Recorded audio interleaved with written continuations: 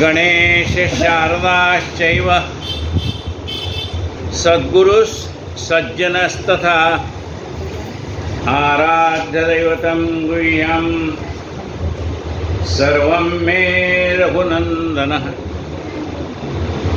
गणेश शारदा सद्गुरु संत सज्जन कुळेश्वरू सर्वही माझा रघुवीरू सद्गुरु रूपे श्रीराम माझे आराध्य दैवत परम गुह्य गुह्यातीत गुह्यपणाची मात नचले जेथे श्रीराम यो जातो मृदुसंजोक्षितिले संबोधयन् सज्जनान् ग्रंथम यो रचनं सुपुण्यजनकं श्रीदासबोधावि यकीर्त्या पठनेन सर्वविदुषा स्वान्तापहारे सदा सोऽयं मुक्तिकरोक्षितो विजयते श्रीरामदासो गुरुः।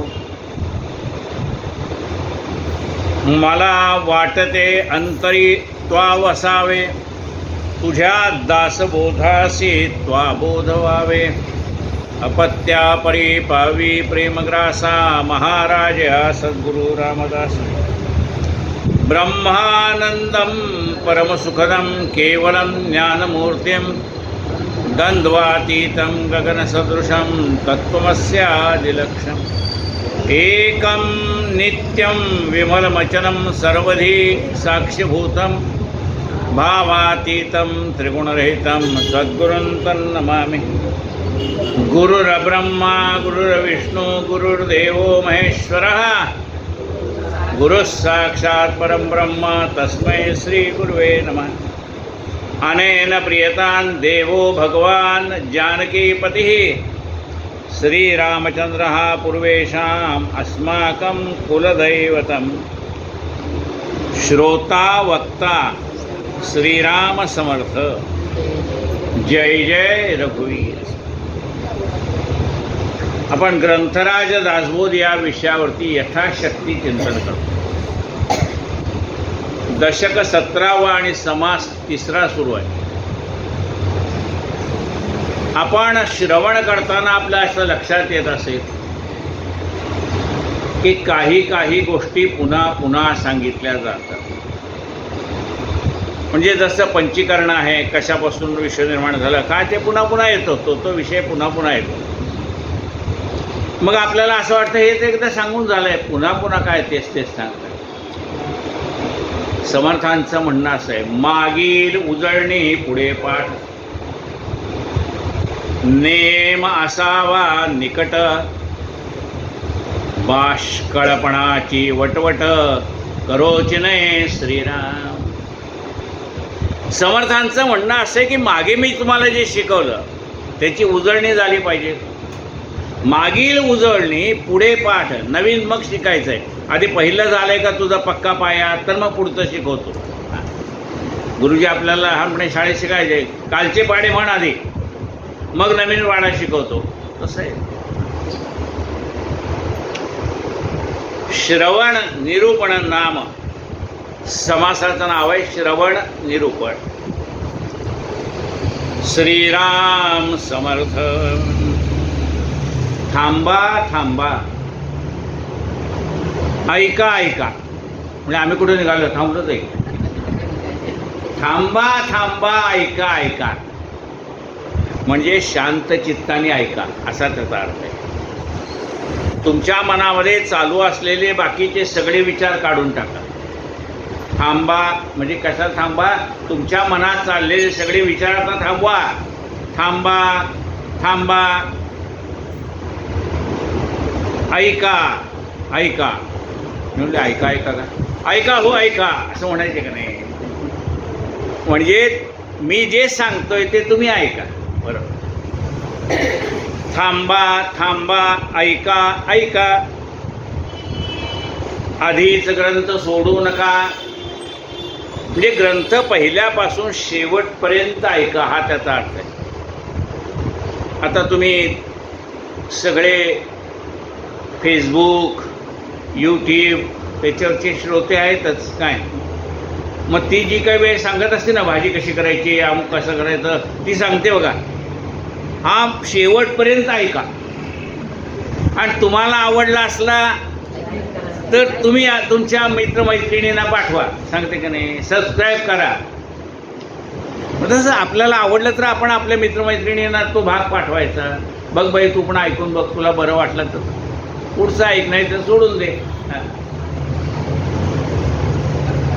ऐक, थांबा थांबा, ऐका ऐका.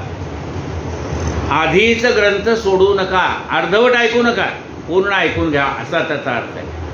म्हणजे त्या ग्रंथकाराला जे सांगायचंय ते पूर्णपणे ऐकून घ्या आणि मग तुम्ही विचार करा. थांबा थांबा, ऐका ऐका. आधीच ग्रंथ सोडू नका, सांगितले ते ऐका, सावधपणे श्रीराम. आपण साधी भाजी घ्यायला जातो तरी हो ऐकलं का तुम्ही, मी एवढं सांगितलं लक्षात येईल तुमच्या, तेवढं घेऊन या येताना, ऐका नाही. म्हणजे साधी भाज्या आणायच्या 2-4, त्यातलं पुन्हा तुम्ही विसरू नका म्हणून सांगितलं जाताकडे. म्हणून ते म्हणतात थांबा थांबा, सांगितले ते ऐका सावधपणे. मी तुम्हाला सांगितलं का एवढा घरी येताना घेऊन यायचंय. सांगितले ते ऐका सावधपणे. हां, मग ते सावधपणे. तुम्हाला कोथिंबीर आणायला सांगितली, घरी पोहे केले त्याच्यावर टाकायचं आहे ना, तुम्ही नाही विसरला तर मग ते घरी गेल्यावर ऐकायचंच आहे. हां, म्हणून म्हणलंय सांगितले ते ऐका सावधपणे. म्हणजे प्रपंचात सुद्धा जे काही सांगितलं ते सावधपणे ऐकावं लागतं का नाही. मग हा तर परमार्थ आहे. म्हणजे तो सुद्धा सावधपणे म्हणजे एकाग्र चित्ताने ऐकला पाहिजे. थांबा थांबा, ऐका ऐका. आधीच ग्रंथ सोडू नका, सांगितले ते ऐका, सावधपणे श्रीराम. काय सांगतो ते ऐका. नवविधा भक्ती आहे. म्हणजे परमेश्वराला प्राप्त करून घेण्याचे 9 गोष्टी आहेत. त्याला 9 प्रकारे देवाची भक्ती करता येते, म्हणून त्याला नवविधा भक्ती म्हणतात. त्यातली सगळ्यात पहिली भक्ती आहे ती श्रवण भक्ती. ऐकल्याशिवाय कळलं असं होतं का? नाही. लहानपणापासून ऐकतच असतो आपण. म्हणजे आई सांगते याला चिव म्हणतात, ह्याला कौ म्हणतात, ते ऐकतो का नाही. लहानपणी आई म्हणते तुला काही कळत नाही, ऐकतो का नाही. तरुण झाल्यावर बायको म्हणते तुम्हाला काही कळत नाही, ऐकतो का नाही. मात्र झाल्यानंतर पोरं म्हणतात बाबा बसावं तुम्हाला काही कळत नाही, ऐकतो का नाही. ऐकणंच चालू आहे आयुष्यभर. काय श्रवण भक्तीचं आयुष्यभर. श्रवणामध्ये सार श्रवण. श्रवणामध्ये सुद्धा काय आहे, सार आहे. म्हणजे जे रसग्रहण करता आलं पाहिजे आपण. सार सार गहिर हे चौथा देव. कबीर म्हणतो मना ऐसा कीजे जैसा सूप सुभाय. तुमचं मन सुपासारखं करा. ते सुपामध्ये आपण शेंगदाणे ते टरफलं काढली तर तो टरफलं फक्त बाहेर टाकतो सूप आणि शेंगदाणे आपल्याजवळ ठेवतं. सार सार गहिर हे चौथा देवडाय. कीर्तनकार प्रवचनकार ते एखादा मुद्दा पटवून सांगण्यासाठी तुम्हाला एखादी गोष्ट सांगतात, एखादा जोक सांगतात, एखादं म्हणजे तुमचं मन इकडे इकडे जाऊ नये, सारखं तत्वज्ञान नको म्हणून मध्ये मध्ये ते थोडासा विनोदाची पेरणी करत असतात. पण ते ऐकण्यात जर मन गुंतलं तर सार निघून जाईल ना. त्यांना काय सांगायचं आहे ते महत्वाचं आहे ना, सार महत्वाचं आहे. श्रवण मनन. श्रवणामध्ये सार श्रवण काय घ्यायचं ते कळलं पाहिजे का नाही. दही लावलंय, घुसळलंय, त्याच्यावरती लोणी आलंय, मग ते लोणी असं वाडगं घेतलंय, त्या पाण्यात टाकलंय, ते तरंगतंय पाण्यावरती. म्हणजे आता ह्यातलं काय घेऊ, खालचं पाणी घेऊ का लोणी घेऊ. सार सार गहिरे चौथा देव उडाय. त्यातलं लोणी काढून घ्या आणि ज्या पाण्यामध्ये ते लोणी टाकलंय ते पाणी टाकून. सार सार गहिरे चौथा देव उडाय. श्रवणामध्ये सार श्रवण. मग ऐकायसारखं पुष्कळ आहे किंवा गप्पा गोष्टी आहेत, अमुक आहे तमुक आहे, युद्धातले प्रसंग ऐकण्यासारखे आहेत, प्रवासातले प्रसंग ऐकण्यासारखे आहेत, प्रपंचातले प्रसंग ऐकण्यासारखे आहेत, लोकांचे स्वभाव ऐकण्यासारखे आहेत, गाणं ऐकण्यासारखं आहे, तमाशा पाहण्यासारखं आहे, सगळं ऐकण्यासारखं सगळे जगात पुष्कळ आहे. पण त्या ऐकण्याने परमात्मा भेटणार. काय म्हटले पहा, श्रवणामध्ये सारे श्रवण ते हे अध्यात्म निरूपण. सगळं ऐकण्यामध्ये सर्वात महत्वाचं काय आहे का, तर हे अध्यात्माचं निरूपण तुम्ही ऐका. ते सुद्धा कसं ऐका, सूचित करून अंतःकरण ग्रंथामध्ये विवरावे. मन एकाग्रपणाने शुद्ध मन करा. म्हणजे मनातले बाकीचे विचार काढून टाका. शुद्ध करायचं म्हणजे काय, घरातला पसारा आवरायचा म्हणजे काय, घर काय आवरायचं आहे का, नाही घरामध्ये पडलेला केर आवरायचा आहे. तसं मनातला हा केर काढून टाका, विचाराची जळमट काढून टाका, अंतःकरण शुद्ध करा आणि ऐका. सूचित करून अंतःकरण ग्रंथामध्ये विवरावे. म्हणजे ग्रंथ समजून घ्यावा, ग्रंथामध्ये काय सांगितलंय ते समजून घ्यावं. श्रवण मननाचा विचार निधिध्यासे साक्षात्कार रोकडा मोक्षाचा उधार बोलोचने.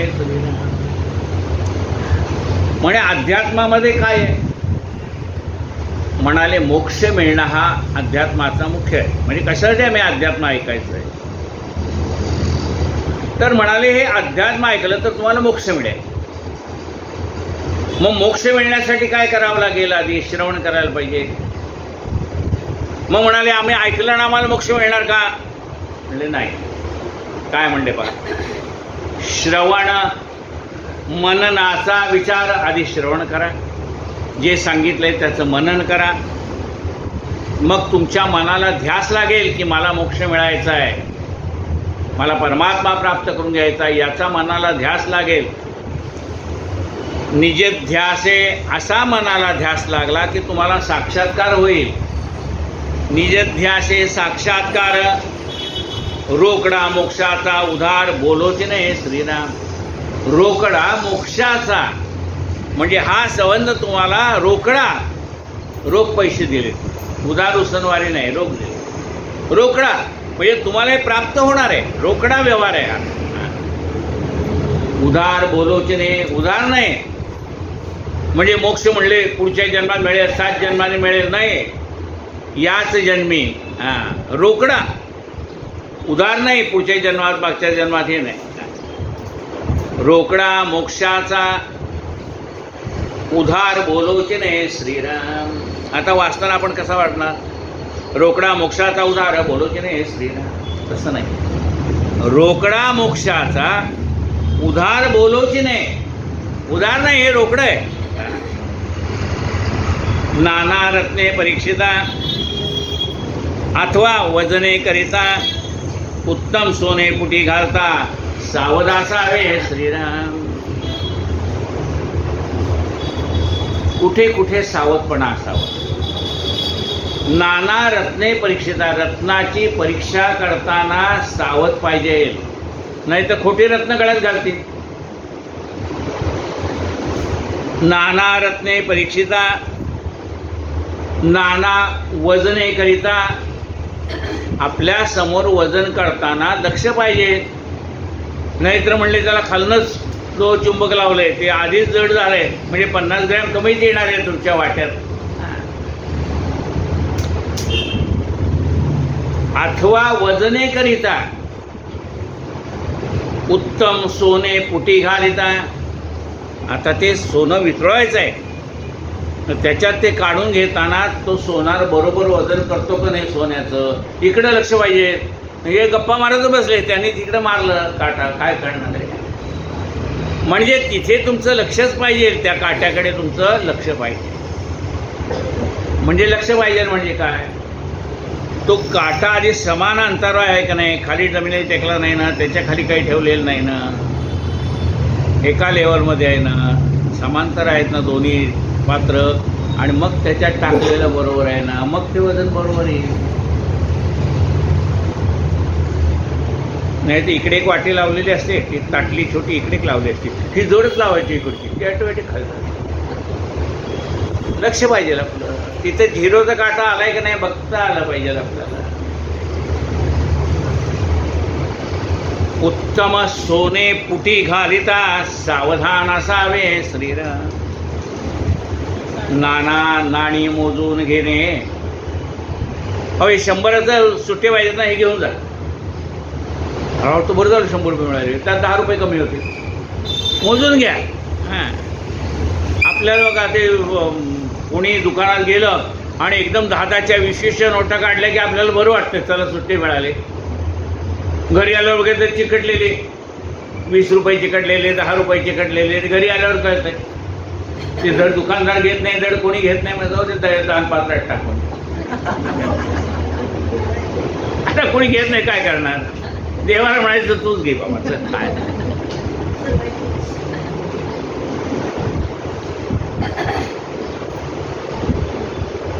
नाना बघा, समर्थाने सावध किती राहायला सांगितलंय. हे प्रपंच करताना सावध राहायचंय, परमार्थ करताना किती सावध राहावं लागत विचार करा.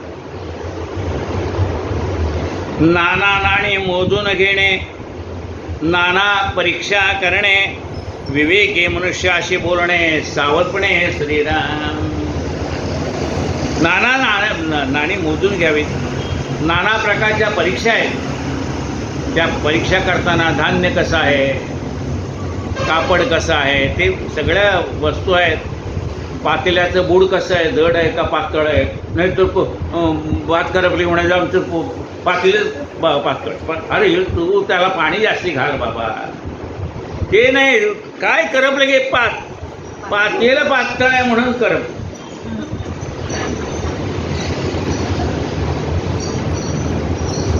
नाना परीक्षा करणे. म्हणून भांडी घेताना सुद्धा त्याचं बूड जड आहे का नाही, पक्का आहे का नाही, ते पाहून घ्यायला पाहिजे.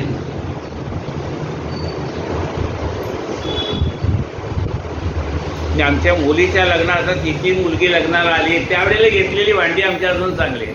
हां, म्हणजे ते तुम्ही परीक्षा करून जर घेतली तर ती चांगली राहू शकतात ना, ते बघून घ्यायला पाहिजे.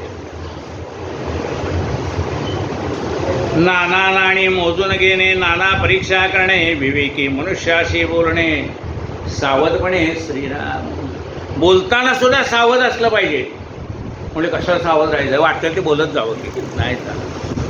का सावध पाहिजे, जोपर्यंत शब्द आपल्या मुखात आहेत ना तोपर्यंत आपली त्या शब्दावरती हुकूमत आहे. पण एकदा शब्द तोंडातनं बाहेर पडला की त्या शब्दाची हुकूमत आपल्यावर चालते. तुम्हीच म्हणला होता पाठवा आमच्याकडे नाट्याला शिकायला, पाठवा आमच्याकडे, आज याचं पुराण करता, सगळं बंद झालं. काय एका मोहाच्या क्षणी म्हणा, आनंदाच्या क्षणी आपण बोलून जातो पटकीने आणि मग पुढे सावध. तुम्हीच म्हणला होता, मी काय म्हणलं तर तुम्हाला घडी घेऊन जाणार. तुम्हीच म्हणला पाठवा इकडे शिकायला, पाठवा इकडे करायला. बोलताना सावध पाहिजे. एकदा शब्द तोंडातनं बाहेर पडला ना त्या शब्दाची हुकूमत आपल्यावर चालते. तुम्हीच असं म्हणाला होता. विवेकी मनुष्याशी बोलणे, सावधपणे श्रीराम. कुणी ज्ञानी माणसाशी आपल्याला बोलायचंय. इतर आपल्या मित्रमंडळी गप्पा वाढताना कसं बोललं तर खपून जातो. पण ज्ञानी माणसापुढे बोलताना आपल्याला त्याची मर्यादा, शब्दाची मर्यादा राखून बोलावं लागतं. जैसे लाखोलीचे धान्य निवडून वेचिता होते मान्य, सगट कर मान्यता अमान्य, देवक्षोभे श्रीराम. एकदम आणलंय म्हणजे पोतवलं धान्य आहे म्हणजे 50 किलोचं आहे. आता तिथं काय वजन काटा नाही, घरी आणला वेळ ते 40 किलोचं आहे. म्हणजे आपल्याला ते कळलं पाहिजे त्याच्यात त्यांनी खडे टाकले का माती टाकले का काय टाकले, कशामुळे ते जड झालंय. काय म्हणले बघा, जैसे लाखोलीचे धान्य निवडून वेचता होता मान्य. ते निवडून घेतलं तर ते चांगलं आहे. नाही तर आता लिंबू चांगली आणली हो मी 5-7 लिंबू, घरी आल्यावर बघतो ते ह्याला डाग लागलेला, त्याला डाग लागलेला नाही. म्हणलं स्वस्तात मिळाली, बघून घ्यायला पाहिजे ना. जैसे लाखोलीचे धान्य निवडून वेचता होते मान्य, सगट मान्यता मान्य देवक्षोभे श्रीराम. देवाला सुद्धा राग येतो, देवक्षोभे. सगळं सरसगट नाही चालत, निवडूनच घ्यावं लागतं. निवडून नाही घेतलं तर काय होतं? ती बाई टीव्ही पाहता पाहता तांदूळ निवडतो. मग विचारलं का हो, याच्यात तांदूळात खडे राहिले तर काय करतात? ते म्हणले जेवताना काढतात ते.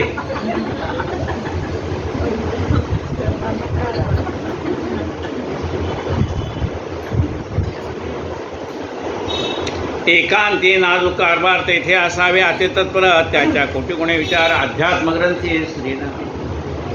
एकांतात बोलताना सुद्धा शांतपणे व्यवस्थित बोललं पाहिजे. त्यातले त्यात त्याच्या कोटी गुणे विचार अध्यात्मग्रंथी. एकांतात बोलताना सुद्धा शब्द तोलून मापून बोलावा लागतो, नाहीतर का मी बोलतच नाही. तेव्हा एकाच माणसं शांततेत एकत्र विचार करत असताना सुद्धा कमी जास्त तो शब्द तुमच्या तोंडातनं बाहेर पडला तरी सुद्धा मग हे म्हणतात त्याच्या कोटी गुणे विचार अध्यात्मग्रंथी श्रीराम. त्याच्या कोटी गुणाने अध्यात्मग्रंथाचं श्रवण करताना इतके पथ्य पाळावी लागतात. कहाण्या कथा गोष्टी पवाड नाना अवतार चंद्रवाड त्या समस्तामध्ये जाड अध्यात्मविद्या श्रीराम. कहाण्या आहेत, त्या कहाण्या सुद्धा आपल्याला तत्वज्ञानच सांगतात. आता श्रावण महिन्यात चालू आहे, कहाणी काय तत्वज्ञान सांगते? हकारे पिटारे करारे डांगोरा नगरात कोणी उपाशी आहे का याचा शोध करा. आधी तुमच्या आजूबाजूला कोणी उपाशी आहे का पहा, त्याला अन्न द्या आणि मग ग्रंथ वाचायला सुरुवात करा. किती मोठं तत्वज्ञान सांगितले. हकारे पिटारे करारे डांगोरा. दौंडी पिठा कोणी गावात उपाशी नाही ना, आणि मग कहाणी सांगायला सुरुवात करा. इथं आमचा शेजारचा मनुष्य जेवलाय का नाही बघत नाही आपण, नाही तर आपल्या आपल्या एकट्याच ताट वाढून घ्यायची का सुरुवात करायचं, बाकी ती जेवू का नको.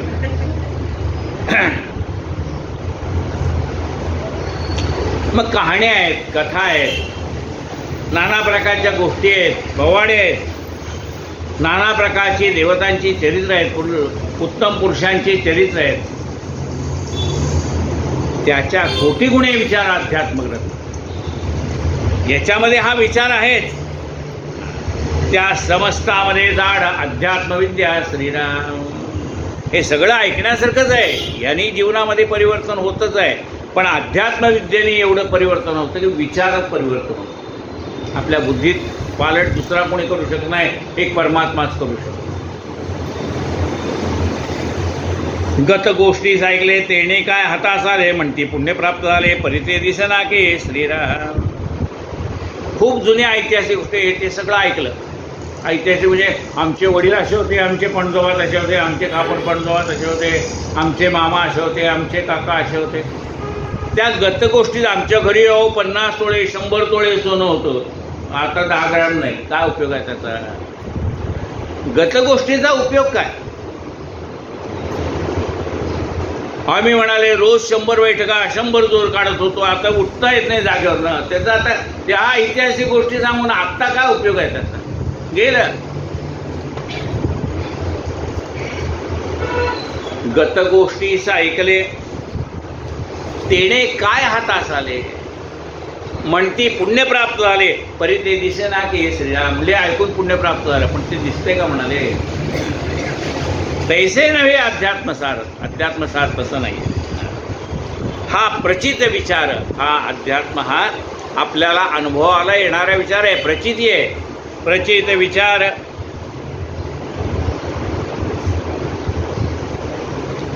कळता अनुमानाचा संहार होत जातो.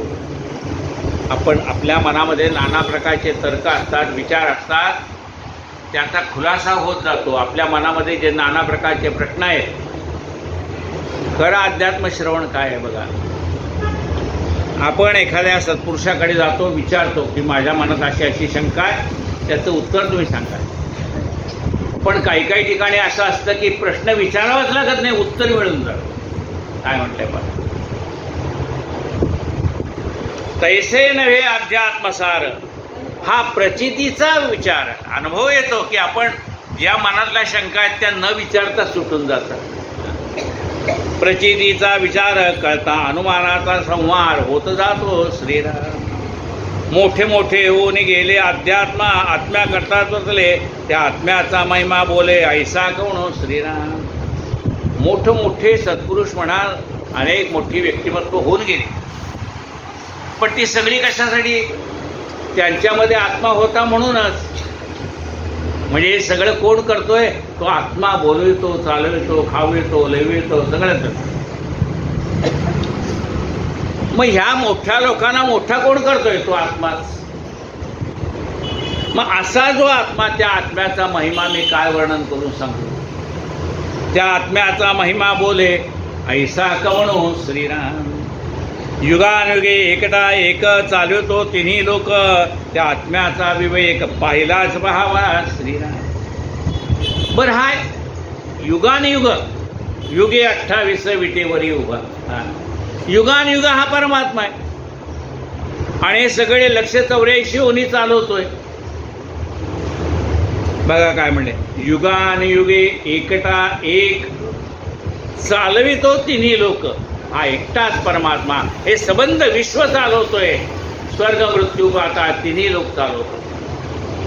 त्या कोण? तो आत्मा आहे, आत्माराम.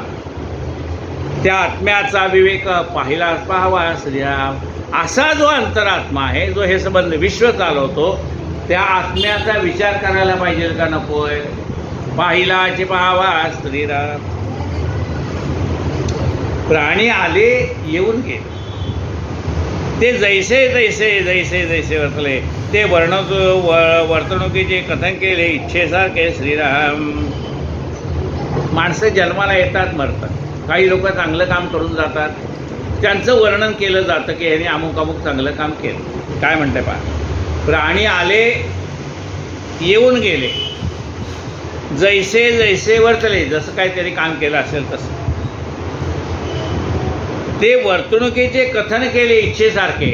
आपल्याला जसं वाटेल, जवळचं असेल तर त्याचं अधिक करून सांगितलं जातं, लांबचं असेल तर थोडक्यात सांगितलं जातं. आपल्या माणसाचं वर्तणूक एवढं लांब, बाकी त्याचं 2 शब्दात ते खूप चांगले समजले. मग हा किती चांगला आहे याचं वर्णन आपला असला की जग मोठे होणार. तेथे आत्मा नाही दाट, तेथे अवघे सरसपाट, आत्म्या विण बापुडे काष्ट, काय जाणे श्रीराम. त्याचं वर्णन केलं, पण ज्याने त्याला शक्ती दिली त्याचं वर्णन केलं नाही, ज्याने त्याला बुद्धी दिली त्याचं वर्णन केलं नाही, ज्याने त्याला सौंदर्य दिलं त्याचं वर्णन केलं नाही, ज्याने त्याला सत्ता दिली त्याचं वर्णन केलं नाही. हे सगळं ज्याने त्याला दिलंय त्याचंच वर्णन चाललंय, पण ज्याने दिलंय त्याचं वर्णन आहे का? नाही. एक बाई, तिला तिच्या नवऱ्याने नथ केली, सोन्याचे नथ, टपोरेदार नथ. मग तिने आपले नथ घातली आणि सकाळी सकाळी, आता पूर्वी नदीच्या काठीच पाणी भरायला जायचं, नळ काय नव्हते घरात, सगळ्या बायका तिथेच येणार ना नदीवरती. काय धुणे धुवायचे, धुणे झाले की असा पेळा टाकला खांद्यावरती, कमरेवर घागर, डोक्यावरती घागर, गप्पा मारत चालले. पण कुणीही हिच्या नथीकडे काही विचारलं नाही. आपले ती का म्हणले, सर्दी झाली का तुम्हाला? सर्दी काय तुम्हाला दिसत नाही का? माझी नथ बघितली नाही का म्हणाले. माझ्या नवऱ्याचं माझ्यावर केवढं प्रेम आहे म्हणाले. मग तिने जे नवऱ्याचं पुराण सुरू केलं, तो मला किती विचारतो, कसं विचारतो, मी हो बस म्हणले की बसतो, उठ म्हणले की उठतो, चाल म्हणले की चालतो, सगळं काय नवरा माझ्या मुठीत करते, सगळं झालं वर्णन नवऱ्याचं. इकडनं कबीर चालले होते, इथं नवरा पुराण चालूच आहे, त्याचं किती प्रेम आहे, याचं किती. आणि कबीर हसायला लागले. कबीर हसायला लागल्यानंतर त्या बैलाला राग, मी माझ्या नवऱ्याचं इतके चांगले गुण वर्णन करून सांगते, तुम्हाला हसायला काय झालं? ती म्हणली, बाई, ज्या नवऱ्याने तुला एवढी मोठी नथ, टपोरेदार मोती असलेली नथ दिली, त्याचं एवढं कौतुक करतेस, पण ज्याने ती नथ घालायला नाक दिलं त्याचं वर्णन कधी करशील का बाई?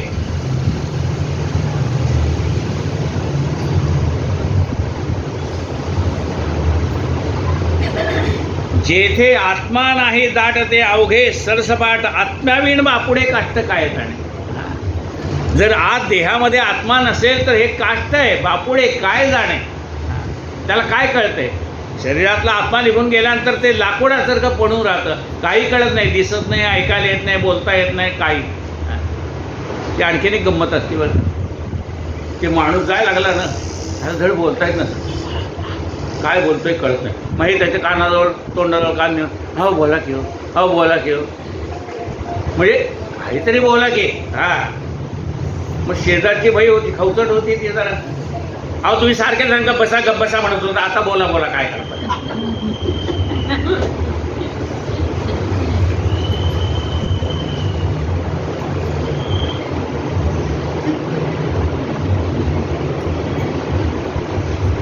जेथे आत्मा नाही दाट तेथे अवघे सरसबाट आत्म्यावीण बापुडे काष्ट काय जाणे.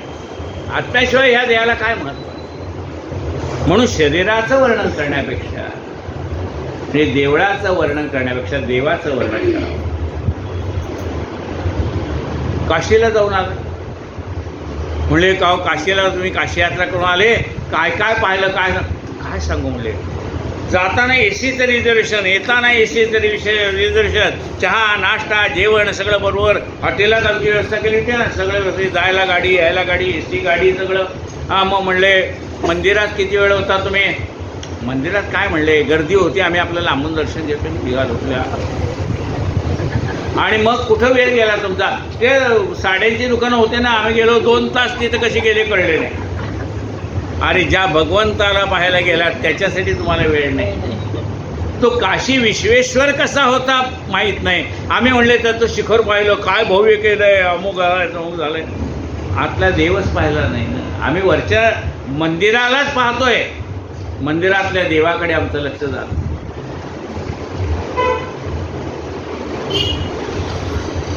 जेथे आत्मा नाही दाटत तेथे अवघे सरस सपाट आत्म्यावीण बापुडे काष्ट काय जाणे श्रीराम. ऐसे वरिष्ठ आत्मज्ञान, याला आत्मज्ञान म्हणतात. महत्व कशाला द्यायचं, देहाला द्यायचं का आत्म्याला द्यायचं. ऐसे वरिष्ठ आत्मज्ञान दुसरे नाही या समान, सृष्टीमध्ये विवेकी सज्जन तेची हे जाणते श्रीराम. म्हणून सृष्टीमध्ये जे ज्ञानी माणसं आहेत, विचारी माणसं आहेत, ते ह्या आत्म्याचं महत्त्व जाणतात. पृथ्वी आणि आपते जे या पृथ्वीमध्ये समज अंतरात्मा तत्वबीज ते वेगळेच राहिले श्रीराम. वायूपासून पहिलीकडे जो कोणी विवेके पवाडे जवळीचा आत्मा सापडे त्या पुरुषाशी हे श्रीराम. पृथ्वी आप तेज वायू आणि आकाश याच्या पलीकडे, पंचमहाभूताच्या पलीकडे जो शोधून पाहिजे त्याला सापडतं. काय म्हणलं पहा, जो कोणी विवेकी पवाडे, म्हणजे जो कोणी विचारपूर्वक विचार करेल. पवाडे म्हणजे विचार. जो कोणी विवेके पवाडे जवळीच आत्मा सापडे त्या पुरुषाची. त्याला आत्मा शोधायला कुठं जावं लागत नाही. कुठे शोधशी रामेश्वर आणि कुठे शोधशी काशी. हृदयातील भगवंत राहिला हृदयातून उपाशी. त्याला जवळच आत्मा आहे.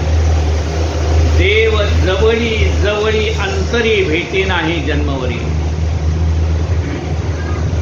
वायूपासून पहिलीकडे जो कोणी विवेके पवाडे जवळीचा आत्मा सापडे तया पुरुषाशी श्रीराम.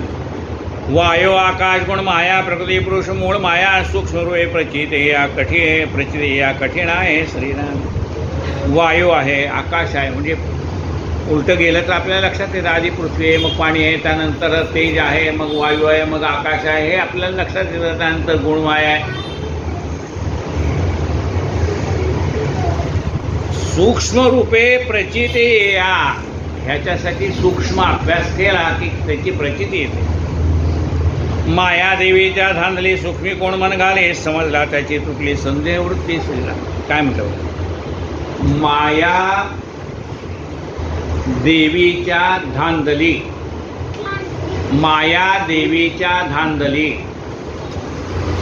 सूक्ष्मी कोण मन घाली. ही जी माया देवी आहे तिचा हा धांगडधिंगाणा चाललेला आहे. म्हणजे हा सगळा सृष्टीचा पसार आहे. या मायेत आपण अडकलेलो आहोत. का सांगितलं? ज्याचे त्याला प्यार कोठडी. म्हणजे या मायेमध्ये आम्ही अडकलेलो आहोत.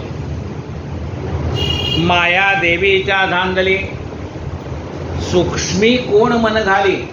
त्याला एवढा आध्यात्मिक विचार करायला वेळ कुठे आहे? त्या मायेमध्येच गुरफटून गेलाय.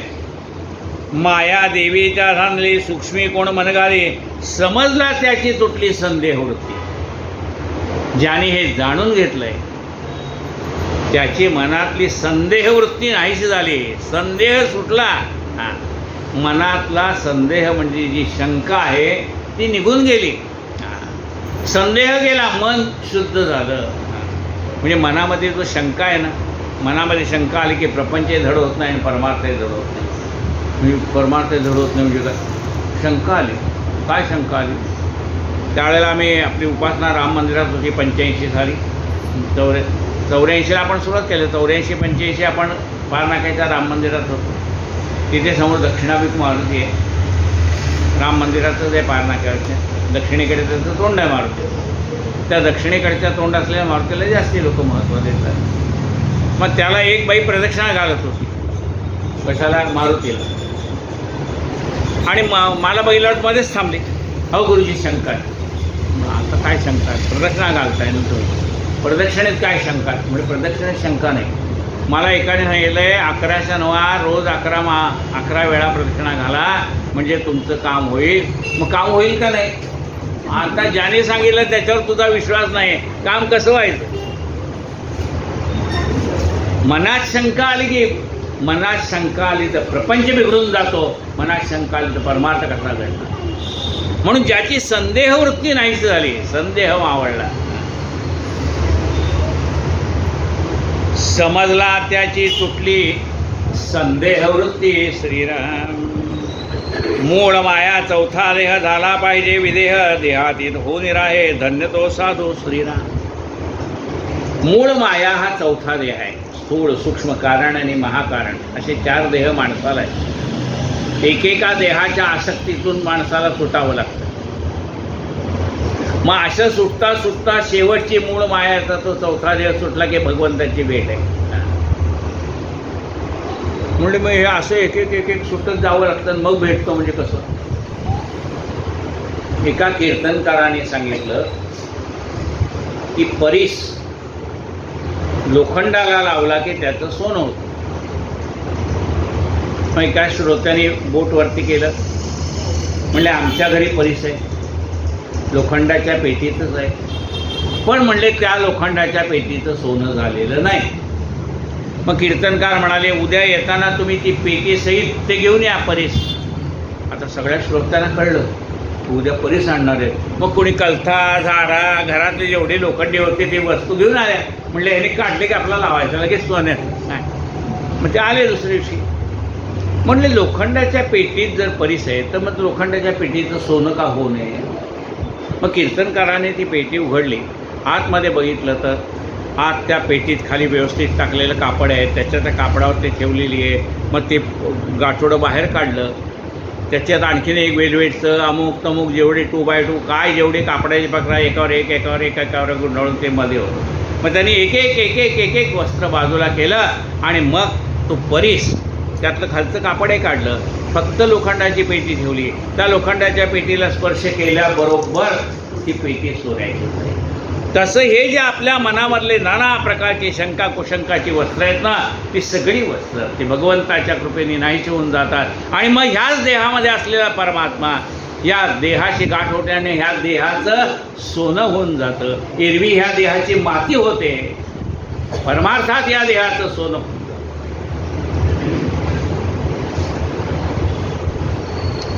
मूळ माया चौथा देह झाला पाहिजे विदेह, देहातीत होऊन राहे धन्य तो साधू. श्रीराम.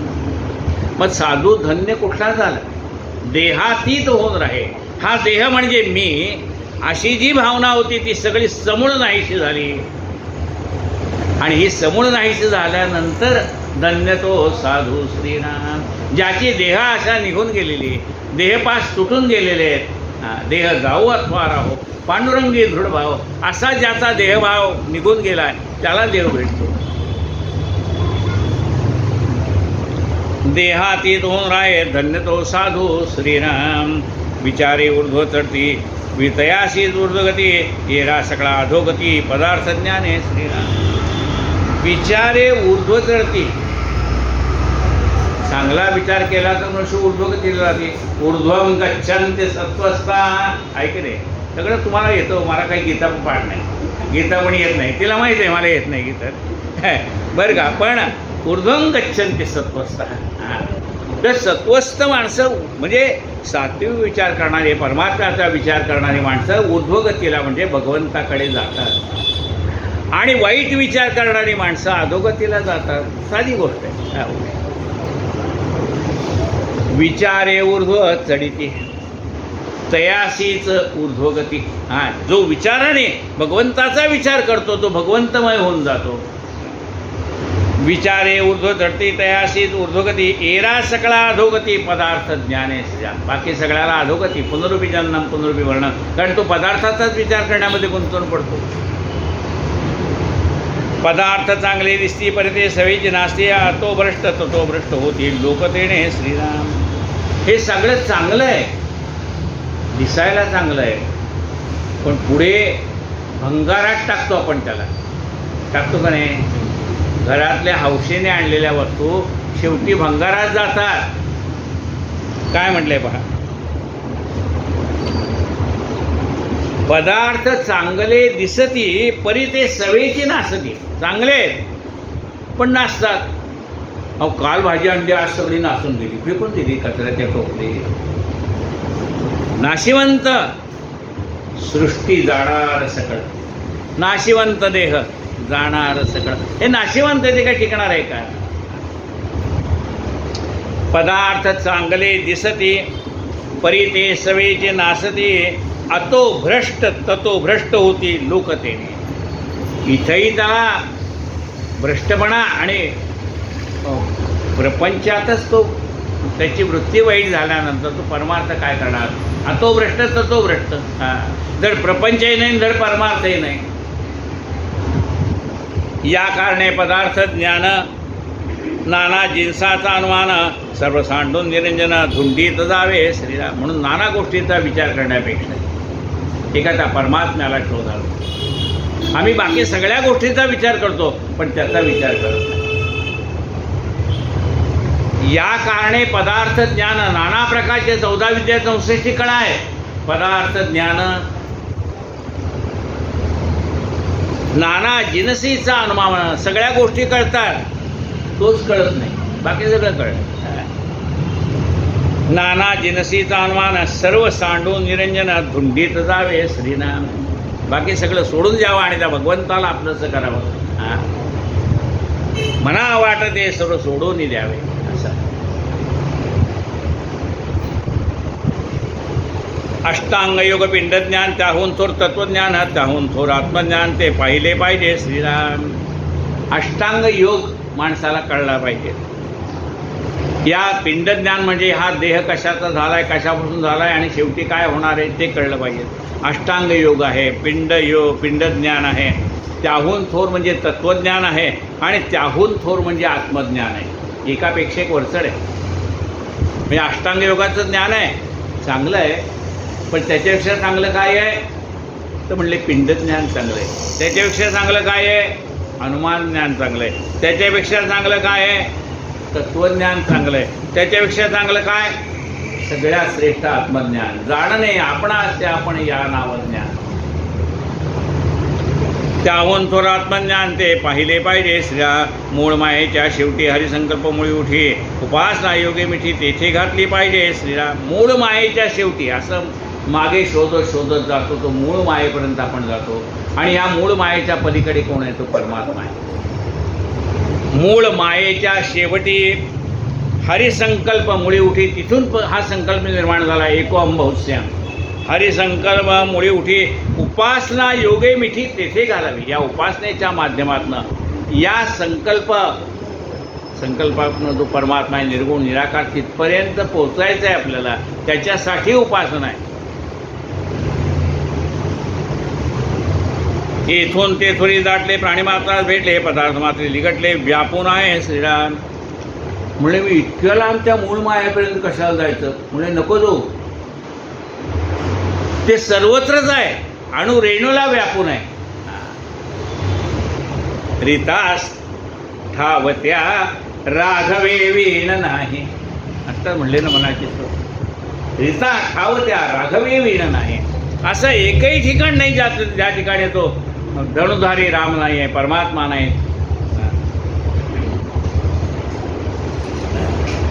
येथून तेथवरी दाटले, प्राणीमात्रास भेटले, पदार्थ मार्तेतली गटले, व्यापून आहे अंतर्बाह्य तो परमात्मा प्रत्येक गोष्टीला व्यापून आहे. त्या इसे नाही थोर, सूक्ष्माहून सूक्ष्म विचार, त्याच्यासारखं मोठाही नाही आणि त्याच्यापेक्षा लहानही काही नाही. त्या ऐसे नाही थोर, सूक्ष्माहून सूक्ष्म विचार, पिंड ब्रह्मांडाचा संहार होता कळे श्रीराम.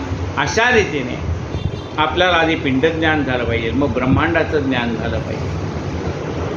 पिंड ब्रह्मांडाचा संहार होता कळे श्रीराम, अथवा पिंड ब्रह्मांड असता विवेक प्रळय पाहो जाता, शाश्वत कोणी तत्व उमजो लागे श्रीराम. किंवा त्याच्यासाठी हा देहही जावा लागत नाही, या ब्रह्मांडाचा नाशही व्हावा लागत नाही, फक्त विवेकाने ते कळलं पाहिजे. म्हणले हे सोन्याचे दागिने आहेत ना, ते आठवलं की पुन्हा त्याची बिस्किट होतं, म्हणजे गोळा होतो. हां म्हणले आठवून बघू का? कशाला बघायचंय, होतो ना. हां होतो का नाही, ज्याने आठवलंय त्याला विचारा, कळतंय. म्हणजे त्याचा नाश झाल्यानंतर मला मूळ सोनं कळेल असं नाही, अलंकारासहित सोनं हे कळलं पाहिजे. अलंकार नाहीसे करून मग सोनं मला भेटेल असं नाही, ते सोनं अलंकारासहित आहे, या विश्वासहित नटलेला हा परमात्मा, तो आपल्याला पाहता आला पाहिजे.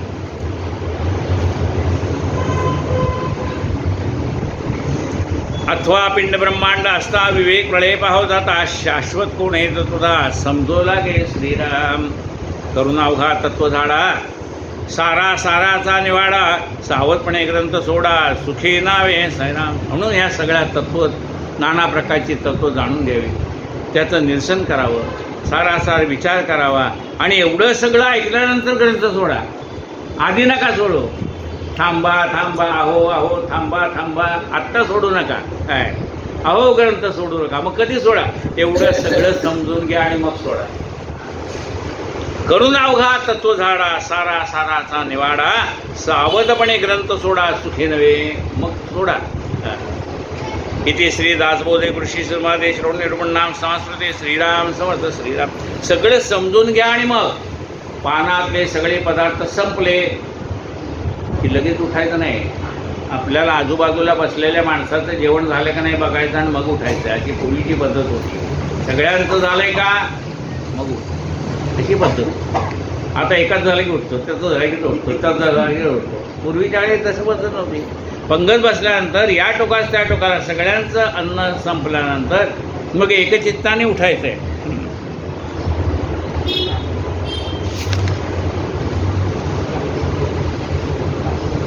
इथे श्री दासबोधे कृषी महादेश श्रवण निर्गुण नाम संस्कृती श्रीराम समर्थ श्रीराम.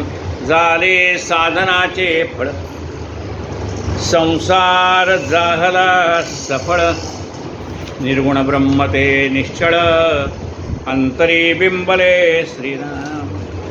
हिसेव झाला मायेचा, झाला निवाडा तत्वांचा, साध्य होता साधनाचा, ठाव नाही श्रीराम. स्वप्नी जे जे देखले ते ते जागृतीस उडाले, सहजते अनुवाच्य झाले, बोलताने श्रीराम. ऐसे हे विवेके जाणावे, प्रत्येक खुणेसी बाणावे, जन्म मृत्यूच्या नावे, शून्याकार श्रीराम. भक्ताचे निस्साभिमाने, कृपा केली दाशरथीने, समर्थ कृपेची वचने, तो हा दासबोध श्रीराम. 20 दशक दासबोध, श्रवणद्वारे घेता शोध, मनन करत्यास विशद, परमार्थ होतो श्रीराम. 20 दशक 200 समाज साधके पाहावे सावकाश, व्यर्था विशेषा विशेष, कळो लागे श्रीराम. ग्रंथाचे करावे स्तवन, स्तवनाचे काय प्रयोजन, येथे प्रत्ययास कारण प्रत्ययो पहावा श्रीराम. देहे तवपाचा भूतांचा कर्तात्मा तेथीचा, आणि कवित्व प्रकार मनुष्याचा कशावरून श्रीराम. सकळ करणे जगदीशाचे आणि कवित्वाचे काय मनुष्याचे, ऐशा प्रमाण बोलण्याचे काय घ्यावे श्रीराम. सकळ देहाचा झाडा केला तत्व समुदाय उडाला, तेथे कोण्या पदार्थाला आपुले म्हणावे श्रीराम. ऐसी ही विचाराची कामे उगेच भ्रमोने भ्रमे, जगदीश्वरे अनुक्रमे सकळ केले श्रीराम. इति श्रीदास बोधे कृषीदेवी ब्रह्मनिरुणाम समाज दावा श्रीराम समर्थ श्रीराम. जय जय रघुवीर समर्थ. आरती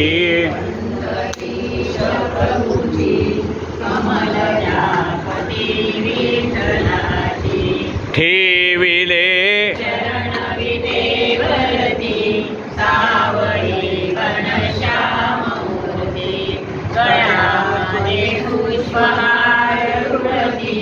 खुले त्यावरी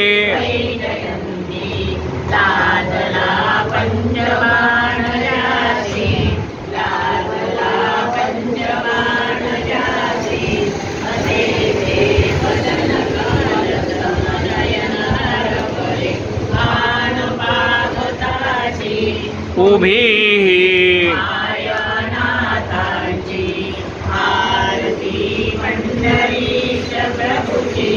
कमलजा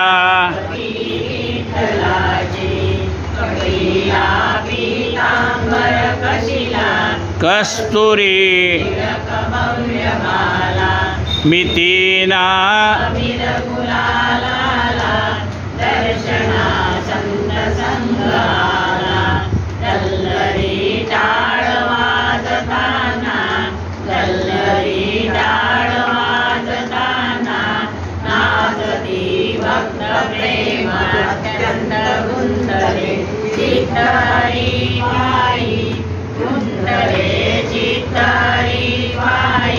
गणोला